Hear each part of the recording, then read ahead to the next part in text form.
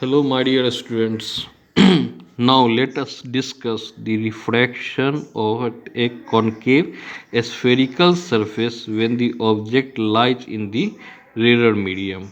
इस बार जो है हमको ऑब्जेक्ट जो कि रेयर मीडियम में है और आपको जो सरफेस है वो आपको कॉन्केव स्फेरिकल सरफेस है, उसके थ्रू जो आपको रिफ्रैक्शन होता है उसका आपको फॉर्मूला ड्राइव करना है।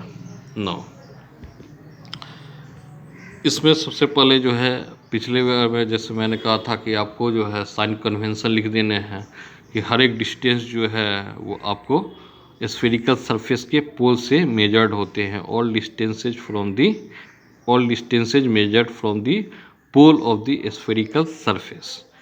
Now the second assumption is in the direction of incident light we take positive, in the opposite direction of incident light we take negative।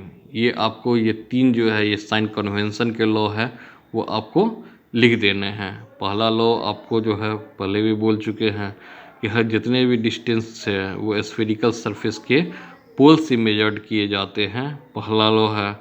Second आपको कहा जाता है कि इंसिडेंट लाइट के डायरेक्शन में जब भी लेंगे हम वो पॉजिटिव लेंगे और इंसिडेंट लाइट के अपोजिट में जब भी लेंगे वो आपको निगेटिव लेते हैं। दूसरा जो होता है आपको एज्यूम करना पड़ता है कि आपको जो है जो भी ऑब्जेक्ट है वो पॉइंट ऑब्जेक्ट है जिसको हमने प्रिंसिपल एक्सिस के पैरेलल रखा है, ठीक है। और दूसरी चीज़ है प्रिंसिपल एक्सिस पे रखा है, ये पहला है। और दूसरा जो है वो अपार्चर जो है वो काफ़ी छोटा है, ठीक है। अब आ जाइए NOC। एन ये यहाँ से देखिए ये NOC, ये एंगल आपको जो है I है, ये आपको जो है R है और इसका एक्सटीरियर एंगल आपको गामा है। यहाँ से ये वाला एंगल, ये जो एंगल है ये आपको I है, NOC ये है, तो ये एंगल जो है ये एंगल आपको I है, ठीक है। ये यहाँ से यहाँ तक में ये एंगल अल्फ़ा है और ये एंगल गामा है, तो एक्सटीरियर एंगल जो है वो आपको गामा है, तो gamma equal to alpha plus I, और आई बराबर जो है वो आपको हो जाएगा गामा माइनस अल्फ़ा। उसी तरीके से आप आइए NIC में जो आपको जो एंगल है वो आपको R है, ये आपको बीटा है, ठीक है, और एक्सटीरियर एंगल गामा है। तो आपको जो है गामा बराबर हो जाएगा इंटीरियर एंगल का जो जोड़ होता है, एक्सटीरियर एंगल का जो सम हो, इंटीरियर एंगल का जो सम होता है वो एक्सटीरियर एंगल के बराबर होता है। सो गामा बराबर बीटा प्लस आर और आर बराबर गामा माइनस बीटा। अब जितने भी रेज जो है वो पैराएक्सियल है, तो आपको एंगल स्मॉल है और एंगल स्मॉल है तो 10 का एंगल लेते हैं। सो 10 अल्फ़ा बराबर हो जाएगा NM अल्फ़ा यहाँ पे है, सो OM NM/OM, और M तो P के काफ़ी करीब है, सो लिखेंगे NM/OP, ये पहला हो जाएगा। उसी तरीके से 10 बीटा, ये बीटा का एंगल है NM/PI, और 10 गामा जो हो जाएगा वो NM/PC। अब हम जानते हैं, पिछले भी इसमें बतलाया था मैंने आपको कि I बराबर R बराबर होता है μ2/μ1। सो μ1I बराबर μ2R, μ1I बराबर μ2R। सो μ1 I की जगह जो है वो आप जानते हैं I बराबर जो है गामा माइनस अल्फ़ा है, gamma minus alpha. So gamma, ठीक है, तो गामा हो गया NM/PC माइनस अल्फ़ा NM/OP बराबर μ2 R है, और R बराबर देख रहे हैं गामा माइनस बीटा, गामा हो गया NM/PC माइनस NM/PI, वो जो है आपको जो है बीटा है NM/PI। अब सब में जो है NM कॉमन था तो इसको कैंसिल कर दिया, आपके पास आया क्या आ जाता है μ1 1/PC माइनस 1/PO बराबर μ2 1/PC माइनस 1/PI। अब यहाँ पे जो है एक और इसको लिखना आप चाहिएगा तो लिखाएगा μ1/PC माइनस μ1/PO बराबर μ2/PC माइनस μ2/PI। ओके, तो इसको जो है एक ही टर्म में यहाँ से कर लीजिए, माइनस μ1/PO और यहाँ से जो है PI है तो ये माइनस से यहाँ पे जाके प्लस होगा, प्लस μ2/PI। यहाँ पे μ2/PC था ही और प्लस यहाँ पे था, यहाँ से ये इधर आएगा तो माइनस हो जाएगा, सो μ2 माइनस μ1/PC। और साइन कन्वेंशन का उपयोग करेंगे हम लोग तो OP बराबर आपके पास हो जाएगा, OP बराबर हो जाएगा माइनस U, PI बराबर हो जाएगा माइनस V, ठीक है, और PC जो है वो आपको हो जाएगा माइनस R, क्योंकि जितने भी हैं ये आपको इसी तरफ है तो वो आपको जो है सब के सब आपको निगेटिव रहेंगे। इंसिडेंट लाइट के अपोजिट में आपको जो है जितने भी टर्म होते हैं वो आपको निगेटिव होते हैं, ठीक है। तो आपको पास हो जाएगा, क्या हो जाएगा, माइनस μ1/PO जो है वो माइनस U है, प्लस μ2/माइनस V बराबर μ2 माइनस μ1/माइनस R। तो ये क्या हो जाएगा, μ2/V minus μ1/U equal to μ2 minus μ1/R, ठीक है। निगेटिव सबके कॉमन थे, उसको आप हटा देते हैं तो μ2/V माइनस μ1/U बराबर μ2 माइनस μ1/R। ये आपको जो है कॉनकेव स्फेरिकल सरफेस के थ्रू जो है वो आपको रिफ्रैक्शन है। बहुत इम्पोर्टेंट क्वेश्चन है ये, बहुत ही इम्पोर्टेंट क्वेश्चन है, इसको आप जरूर बनाइएगा। Now we discuss about lens maker formula. What is lens maker formula?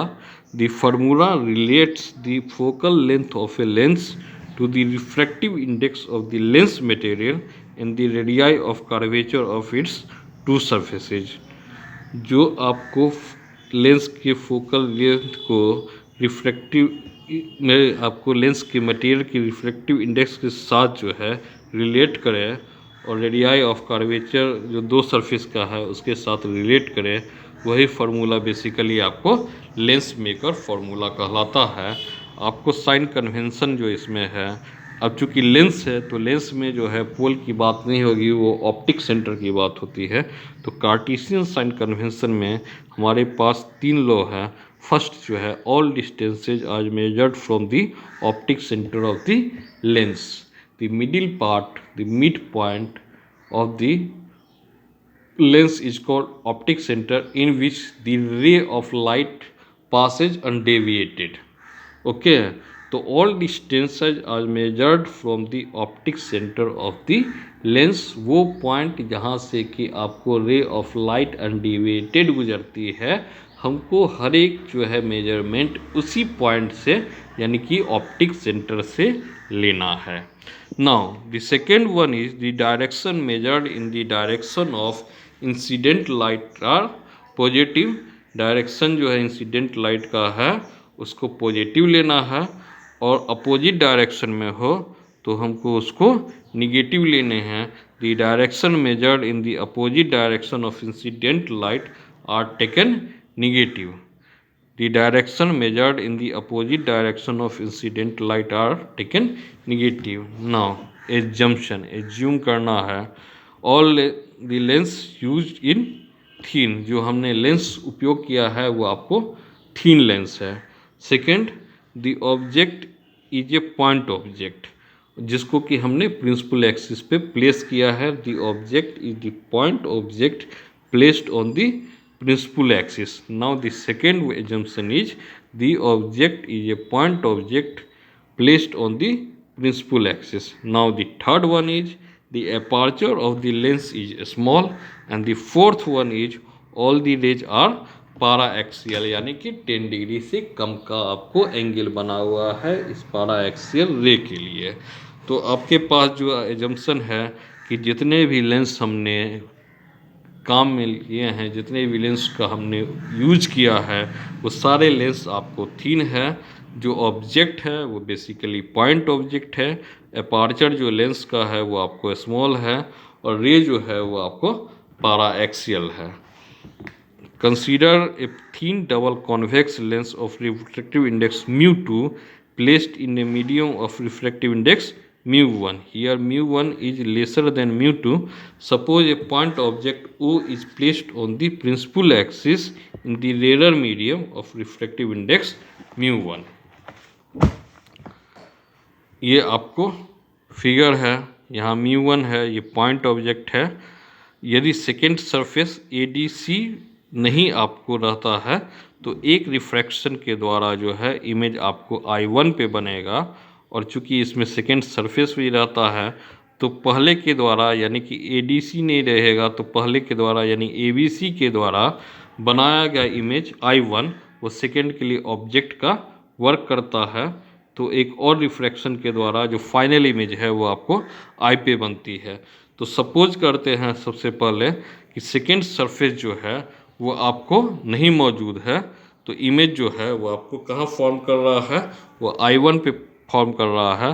So mu2 by V1 minus mu1 by U बराबर mu2 minus mu1 by R1, ये इक्वेशन 1 है।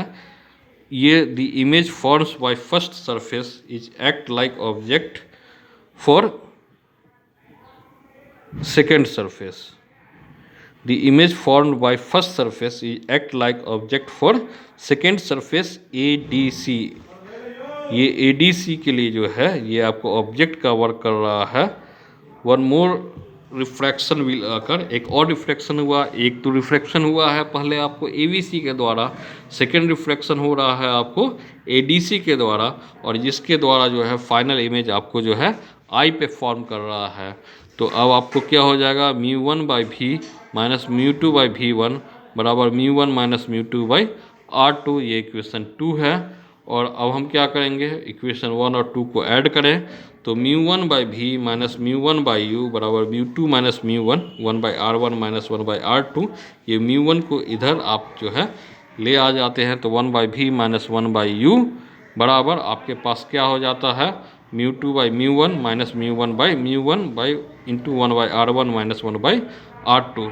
अब U जो है यदि आपको इन्फिनिटी पे है तो इमेज जो है वो आपको फोकस पे बनता है, और यदि लेंस को हमने एयर में प्लेस किया है तो mu1 जो है वो 1 हो जाएगा और mu2 जो है वो आपको म्यू हो जाएगा, तो 1 बाई F, ठीक है ना। ये टर्म जो है ये इन्फिनिटी पे है तो 1 बाई V जो है 1 बाई F, ये mu2 बाई mu1 जो है mu1 1 है, mu2 म्यू है, तो ये म्यू हो जाएगा और mu1 कैंसिल हो गया तो 1 बचा by 1 by R1 minus 1 by R2।